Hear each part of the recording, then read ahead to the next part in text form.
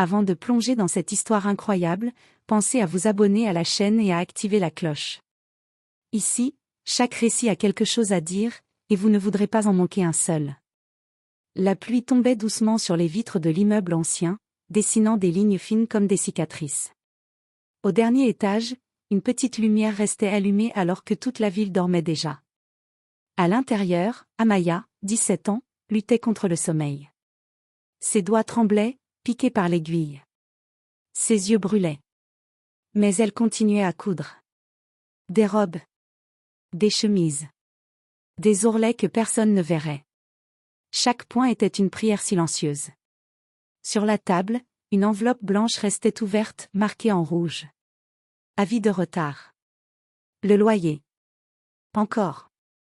Sa mère était malade. Les médicaments coûtaient cher. Et Amaya était devenue la seule à tenir la maison debout. Elle serra les dents, avala ses larmes et posa encore un fil.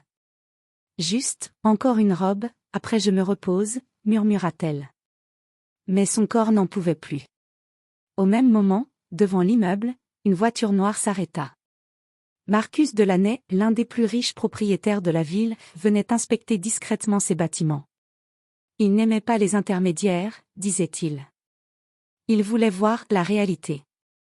Quand il monta les escaliers, il s'arrêta devant une porte entr'ouverte.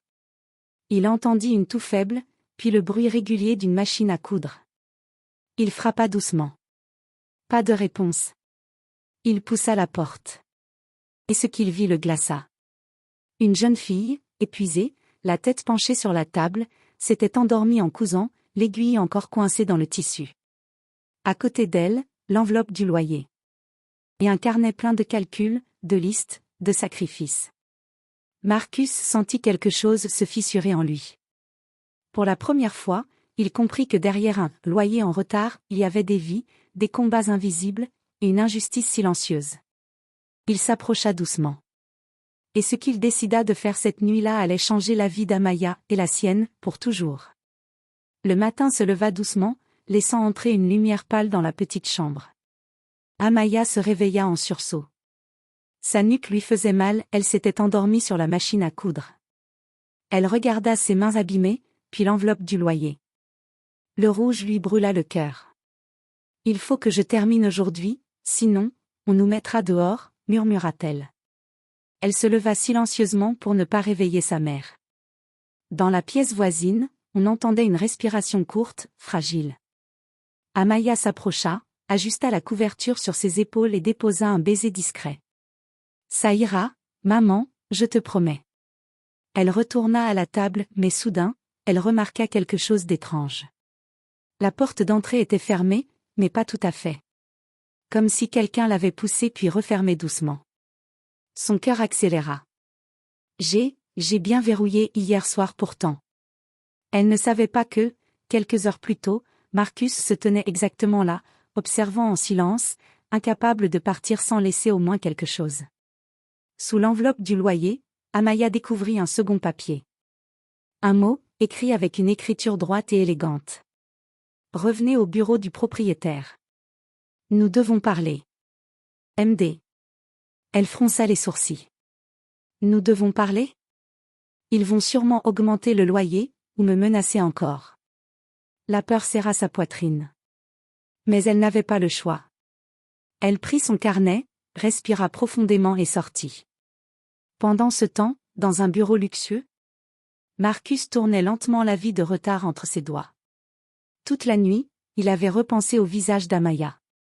Comment ai-je pu ne jamais voir ça? Murmura-t-il. Son assistant entra. Monsieur, concernant l'appartement du dernier étage? La famille est en retard de 2 mois. On suit la procédure? Marcus leva les yeux. Non. Annule tout. Annuler, quoi exactement? Les pénalités. Les menaces. Les lettres. L'assistant resta bouche bée. Monsieur, si vous commencez à faire des exceptions? Ce n'est pas une exception, coupa Marcus calmement. C'est de l'humanité. Il se leva. Amenez-moi la jeune fille. Je veux lui parler directement. Retour à l'immeuble. Amaya serra son sac contre elle. Chaque pas vers le bureau du propriétaire ressemblait à une marche vers un tribunal. Elle entra. Le sol brillait. Les murs respiraient la richesse. Elle se sentit minuscule. Une secrétaire leva la tête. Non. Ah. Amaya Brown. On m'a demandé de venir. La secrétaire consulta rapidement l'ordinateur. Ah, oui. Monsieur Delaney vous attend. Amaya déglutit. Les portes s'ouvrirent. Marcus la regarda entrer. Pas comme un propriétaire. Pas comme un homme riche.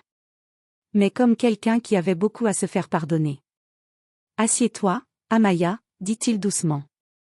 Je crois que je te dois des excuses. Les yeux d'Amaya s'écarquillèrent. Elle ne s'attendait pas à ça. Pas du tout. Un silence lourd s'installa. Amaya serrait le bord de sa chaise, prête à entendre le pire. Des excuses? Répéta-t-elle doucement, comme si le mot était trop fragile. Marcus inspira lentement. Hier soir, je suis passé à l'immeuble. J'inspecte parfois mes propriétés moi-même. Amaya se tendit. Vous êtes entré chez nous? La porte était entr'ouverte, répondit-il honnêtement. Et, j'ai entendu la machine à coudre. J'ai frappé. Tu ne t'es pas réveillé. Son regard devint plus doux. Tu étais épuisé. Tu dormais sur la table. Amaya sentit la honte monter dans sa gorge. Je fais ce que je peux, murmura-t-elle. Le loyer, les médicaments de maman. Je n'ai jamais voulu manquer. Marcus posa l'avis de retard sur le bureau. C'est précisément ça qui m'a choqué. Il ouvrit le carnet d'Amaya qu'il avait ramené soigneusement. Des pages et des pages de calcul. Des colonnes de chiffres. Des priorités rayées, sacrifiées. Nourriture, réduire. Médicaments indispensables. Chaussures, reporter. Sommeil, plus tard. Il ferma doucement le carnet. Derrière ce papier rouge, j'ai vu ta vie, dit-il. Et j'ai compris que j'avais laissé la bureaucratie décider du sort des gens. Amaya baissa la tête. On va devoir partir, n'est-ce pas? Marcus secoua la tête. Non. Pas cette fois. Elle releva les yeux, surprise. J'annule les pénalités. Et le loyer en retard, nous allons trouver une solution, ensemble. Amaya écarquilla les yeux. Pourquoi, moi? Un léger sourire traversa le visage de Marcus. Parce que tu travailles plus dur que beaucoup d'adultes que je connais. Et parce que personne ne devrait s'écrouler sur une machine à coudre pour avoir le droit de rester chez lui. Il marqua une pause. Mais j'ai une condition. Le cœur d'Amaya bondit. Laquelle? Tu dois accepter de l'aide. Vraie aide. Pas de petits pansements. Elle hésita. Toute sa vie, on lui avait appris qu'accepter signifiait devoir quelque chose en retour, ou être humilié. Quelle sorte d'aide? Marcus s'assit en avant, sincère. D'abord, ta mère verra un médecin, à mes frais. Ensuite, je veux que tu continues l'école. Et pour ton travail, on peut faire mieux que des ourlets mal payés. Il sortit une carte. Je finance un atelier pour jeunes créateurs. Machine, tissu, mentor. Si tu veux, tu y as une place. Amaya resta muette. Puis une larme glissa, pas de douleur, mais de soulagement mêlé à la peur. Et si je ne suis pas assez bonne? Marcus répondit doucement. Tu es déjà assez. Le reste, on l'apprend. Un coup discret à la porte interrompit le moment. L'assistant passa la tête. Monsieur, la presse veut vous voir pour la nouvelle acquisition. Marcus soupira. Dites-leur d'attendre. Il se tourna vers Amaya. Toi d'abord. Amaya sortit du bureau, le cœur battant. Pour la première fois depuis longtemps, l'avenir ne semblait plus entièrement fermé. Mais elle ignorait encore que cette décision allait réveiller jalousie, critique et secrets bien enfouis. La nouvelle se répandit vite. Dans les couloirs de l'immeuble. Dans le quartier. Puis jusque dans les bureaux de l'entreprise de Marcus. Tu as entendu? Le propriétaire paie maintenant les loyers des gens en retard? Non, il paie seulement pour elle. Les murmures se transformaient en soupçons. Certains voisins regardaient Amaya avec curiosité, d'autres avec méfiance. Elle a dû faire quelque chose pour mériter ça, chuchota une femme au marché. Les riches n'aident jamais sans raison, ajouta un homme, amer. Amaya pressa son sac contre elle, les joues brûlantes. Elle n'avait jamais demandé ce traitement. Le soir, à la maison, sa mère, encore faible, l'écouta raconter. « Tu crois qu'on peut vraiment leur faire confiance ?» demanda-t-elle doucement. Amaya hésita. « Je ne sais pas. Mais je sais qu'on ne peut plus continuer comme avant. » Sa mère lui prit la main. « Alors avance. Et reste droite. » Au siège de l'entreprise. Tout n'était pas calme non plus. Plusieurs cadres n'étaient pas contents. « Ce n'est pas notre rôle de sauver des locataires », dit l'un d'eux. « Les investisseurs vont paniquer », ajouta un autre. Et au centre de cette agitation, il y avait Clara, directrice financière froide, méthodique, loyale, mais surtout obsédée par les chiffres. « Ce geste crée un précédent », dit-elle à Marcus. « Un jour, tu ne pourras plus dire non. » Marcus resta calme. « Je ne veux pas dire non quand il s'agit de dignité humaine. » Clara plissa les yeux. « Et cette jeune fille ? Elle représente quoi exactement pour toi ? » La question claqua dans l'air. « Une responsabilité », répondit-il. Mais Clara ne fut pas convaincue. Et déjà, dans son esprit, une idée se formait. Mettre à l'épreuve cette décision, et montrer que Marcus se trompait. Quelques jours plus tard, Amaya poussa la porte de l'atelier financé par Marcus. Des tables immenses. Des rouleaux de tissu colorés. Le bruit doux des machines différents, organisés, respectueux. Une femme élégante s'approcha, sourire chaleureux. « Je m'appelle Elena. Je dirige l'atelier. »« Tu es Amaya ? » ?»« Oui. On m'a parlé de toi. Ici, personne n'est en retard de loyer, personne n'est un problème. Ici, tu es une créatrice. » Ces mots résonnèrent en elle. Pour la première fois, elle enfila un tablier propre, nota son nom, et s'installa devant une nouvelle machine. Ses doigts, malgré la fatigue, semblaient voler. Elena l'observa, surprise. « Tu as un sens du détail rare, » dit-elle. « Avec un peu de formation, tu peux aller loin. » Amaya sentit naître un espoir. Mais au fond de la salle, quelqu'un la fixait avec froideur, Lina, une autre étudiante, jalouse, persuadée que si Amaya était là, c'était juste grâce au patron. Elle chuchota. On verra si elle mérite vraiment sa place. Le soir, Marcus reçut un dossier sur son bureau. Clara y avait mis des chiffres, des projections, et un plan. « Si tu continues, dit-elle, tu vas ouvrir la porte à des centaines de demandes.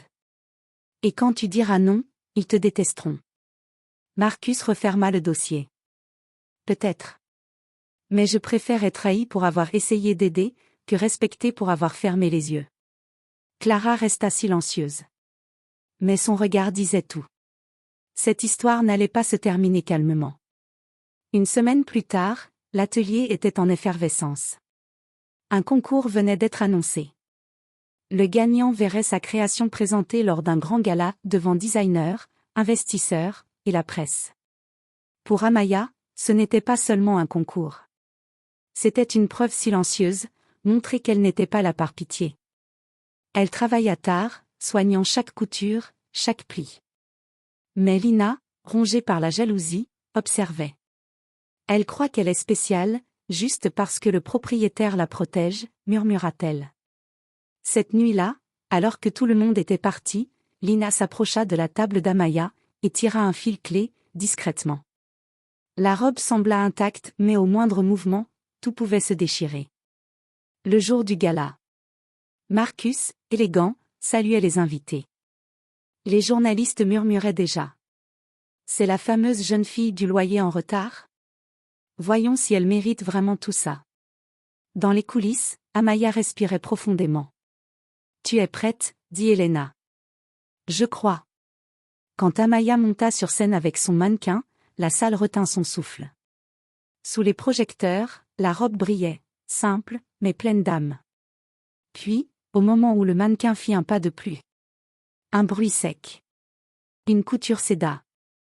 La robe commença à se défaire lentement. Un murmure de gêne parcourut la salle. Amaya sentit le sol s'ouvrir sous ses pieds. Ils vont penser que je suis une fraude. Elle voulut s'enfuir, mais Marcus se leva. Stop. Il monta sur scène, prit le micro. Cette robe qui se déchire, ce n'est pas un échec. C'est un symbole. La salle resta figée. Voilà ce que fait la pauvreté. Elle use, elle tire, elle insiste, jusqu'à ce que tout cède. Et pourtant, malgré ça, quelqu'un comme Amaya continue de créer, d'espérer, de bâtir. Il se tourna vers elle. Et je refuse qu'on juge son talent sur un accident. Il regarda le public. Qui ici a jamais réussi sans aide? Qui peut prétendre qu'il s'est construit seul? Silence. Puis, sous les lumières, Amaya fit quelque chose d'inattendu.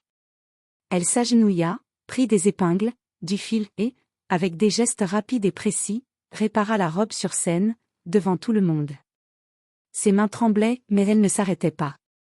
Quand elle eut fini, le mannequin fit un tour complet. La robe tint. Et cette fois, la salle applaudit. D'abord doucement. Puis plus fort. Puis debout. Après le gala. Dans les coulisses, Lina tremblait. Elena avait tout compris. Pourquoi? Demanda-t-elle, déçue. Des larmes roulèrent sur les joues de Lina. Parce que, j'avais peur qu'elle me dépasse. Elena répondit calmement. La jalousie détruit. Le talent, lui, partage. Lina fut exclue du concours mais reçut une dernière chance de rester à l'atelier, à condition de s'excuser. Elle le fit sincèrement. Une nouvelle promesse. Plus tard, Marcus rejoignit Amaya. Tu n'as pas seulement réparé une robe, dit-il. Tu as réparé une idée fausse, que les pauvres sont faibles. Amaya sourit timidement. Je n'étais pas seule. Il hocha la tête. Et à partir d'aujourd'hui, nous créons un fonds, pour les familles en difficulté, pour les jeunes créateurs comme toi. Transparent. Juste. Durable. Cette fois, même Clara ne protesta pas. Elle avait vu ce que la compassion pouvait bâtir. Amaya rentra chez elle, serra sa mère dans ses bras. Le loyer n'était plus un cauchemar. La machine à coudre n'était plus un fardeau. C'était devenu un pont vers l'avenir. Et quelque part, dans la nuit, la petite lumière qui brûlait autrefois d'épuisement brillait maintenant, d'espoir.